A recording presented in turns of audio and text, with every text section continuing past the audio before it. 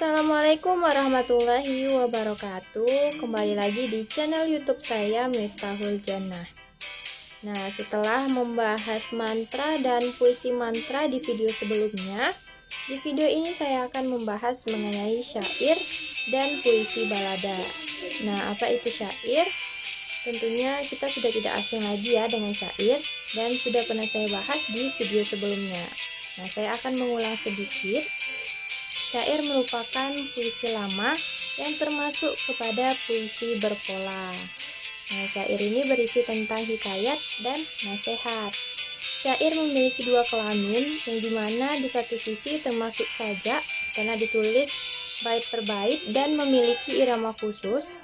Di satu sisi syair memiliki unsur intrinsik fiksi seperti tokoh, penokohan, latar, alur, dan lainnya.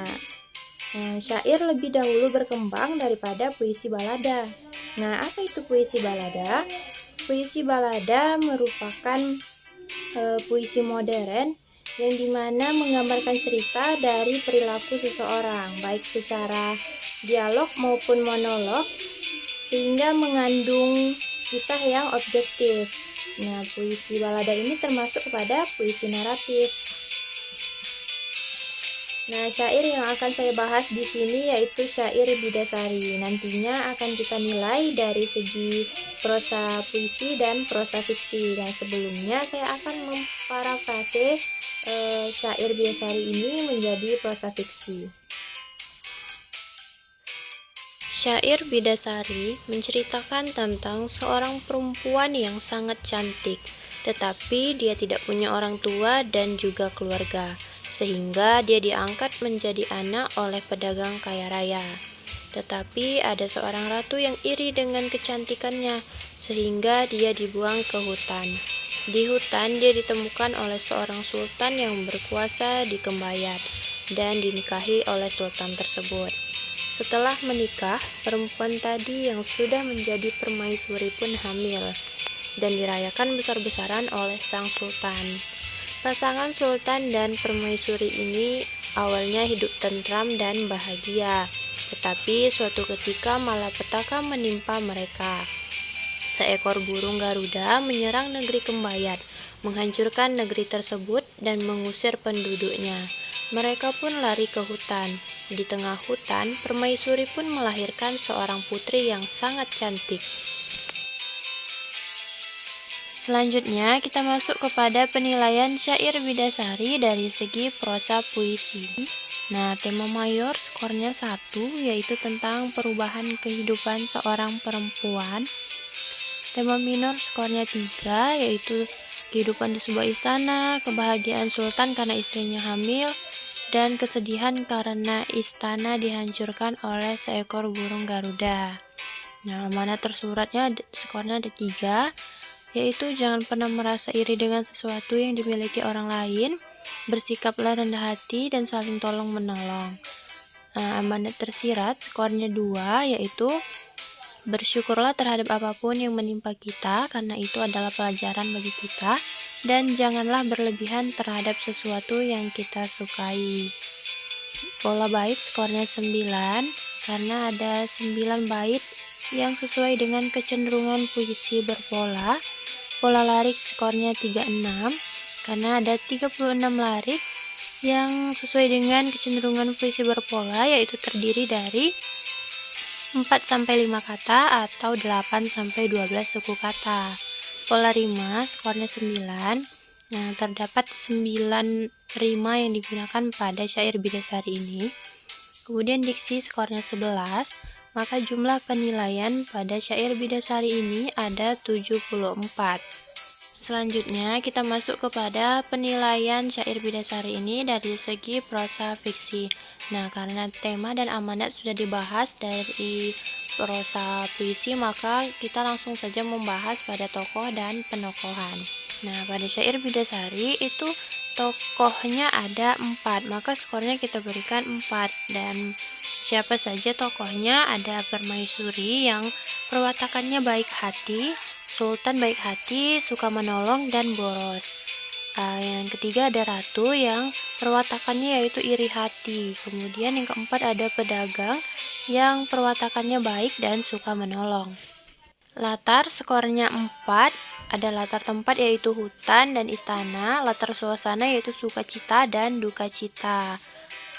Selanjutnya alur, skornya 1, terdapat alur maju yang dimana menceritakan kejadian dari awal hingga akhir.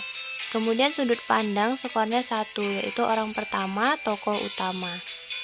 Jumlah penilaian pada syair Bidasari ini dari segi prosa fiksi yaitu ada 10.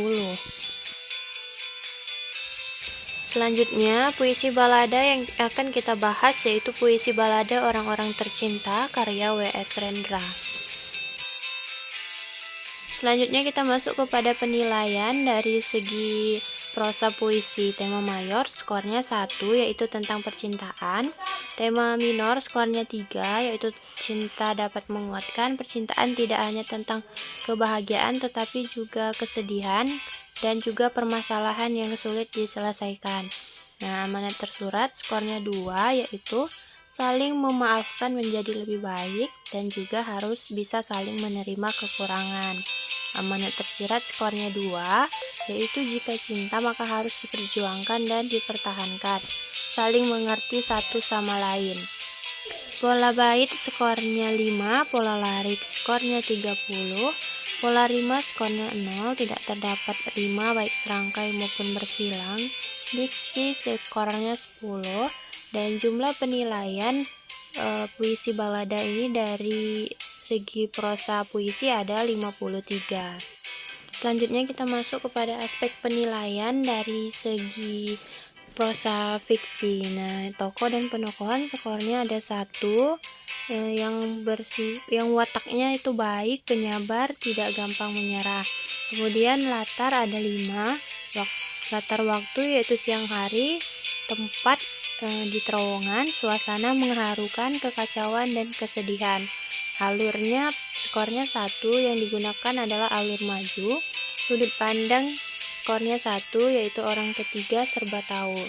Nah, jumlah penilaian pada puisi balada dari segi prosa fiksi ini ada 8. Nah, jadi dapat kita ketahui persamaan dari syair yang berjudul Bidasari dengan puisi balada yang berjudul Orang-orang Tercinta karya W.S. Rendra ini terletak pada tema mayor, tema minor, amanat tersurat, amanat tersirat, pola larik, alur, dan juga sudut pandang yang jelas.